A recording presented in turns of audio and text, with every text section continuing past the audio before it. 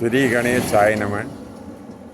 प्रिय बंधुओं, आज हम आपको लंका के बारे में बताने जा रहे हैं।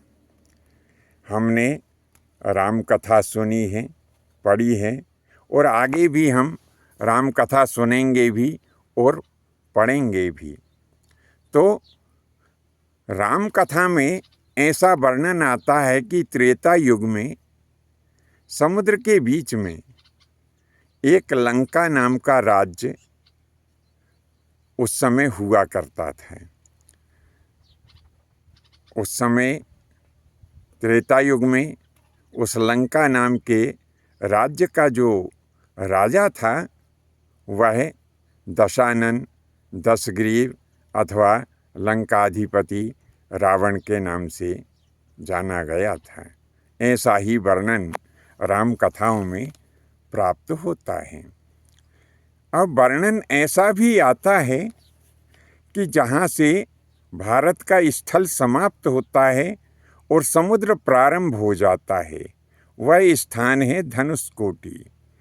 तो लगभग इस धनुषकोटि नाम के स्थान से उस रावण पालित लंका की दूरी 100 योजन बताई गई है।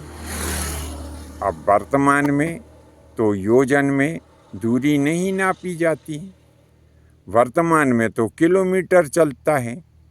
अब हम किलोमीटर में इस दूरी को कैसे निकालें? तो 1 योजन में 12.8 किलोमीटर होते हैं। तो इस प्रकार से जो 100 योजन है, तो 100 योजन की सकल दूरी किलोमीटर में 1280 किलोमीटर निकली। अब सवाल ये उठता है कि ये 1280 किलोमीटर की दूरी पर रावण की यदि लंका थी तो वह कहाँ थी? हम इस मत को मानते हुए और अपनी बात को आगे बढ़ाते हैं। भारत के दक्षिण पूर्व दिशा में अंडमान और निकोबार नाम के द्वीप समूह हैं, जिनकी भारत से दूरी 1200 किलोमीटर है।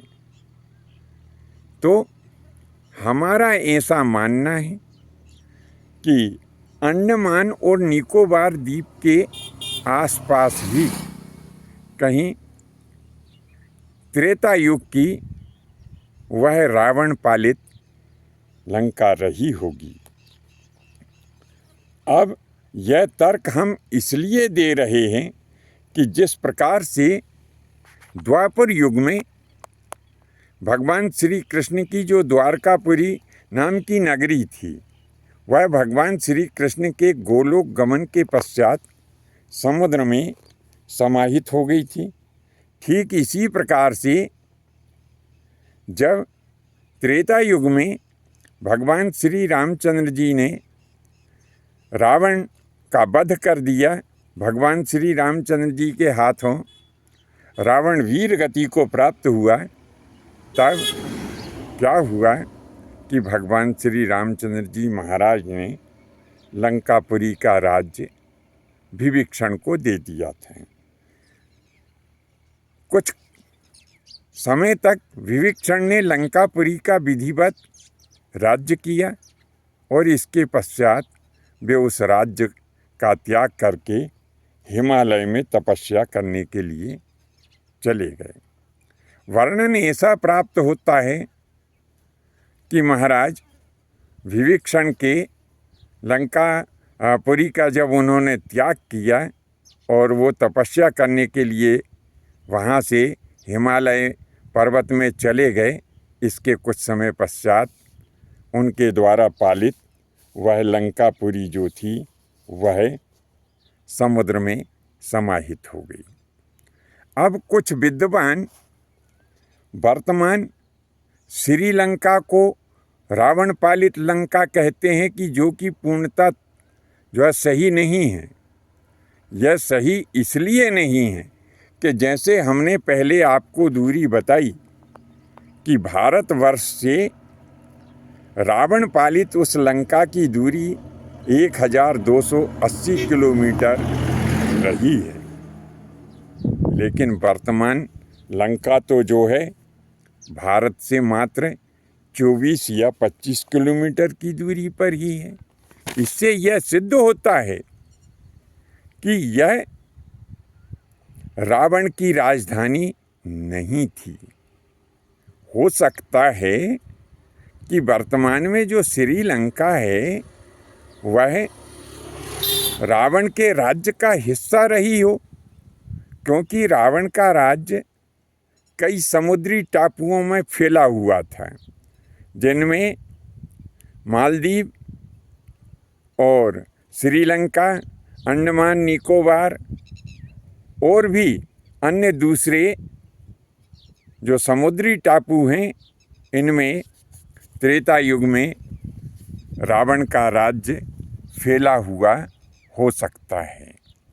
तो लोग जो कहते हैं वर्तमान श्रीलंका को कि यह वही लंका है जहाँ की दशानन निवास करते थे, तो यह सही नहीं है। ऐतिहासिक आधार पे पहले श्रीलंका को सिंगल द्वीप या सीलोन का टापू कहा जाता था। तो ये जो तर्क हमने दिया है यह अंतिम तर्क नहीं है कि हमने जो कह दिया है वह पूर्णतः सही हो, क्योंकि त्रेता युग से वर्तमान कलयुग तक एक बड़ा लंबा समय व्यतीत हो गया है। पुरातत्व शास्त्रियों के लिए ये खोज का विषय हो सकता है कि यदि उस समय भारत और श्रीलंका की जो दूरी थी वो 100 योजन थी, तो रावण द्वारा पालित लंका 100 योजन की दूरी पर ही होना चाहिए, ना कि 24 या 25 किलोमीटर की दूरी पर। बंधुओं, जहाँ तक यदि आपको भी इस संबंध में कोई निश्चित तर्क यदि ज्ञात हो तो नीचे कमेंट्स बॉक्स में लिखें। हमने मात्र अपना अनुभव दिया है। हम इस बात को मानने के लिए किसी को बाध्य नहीं करते कि बिल्कुल ऐसा ही है और आप इसे मानिए, यह अंतिम सत्य नहीं है। यह इस संबंध में काफ़ी खोज की आवश्यकता है। आज के लिए बस इतना ही। शेष अगले भाग में नए विषय के साथ उपस्थित होंगे। आज्ञा दीजिए। धन्यवाद। जय माता की, जय परशुराम जी।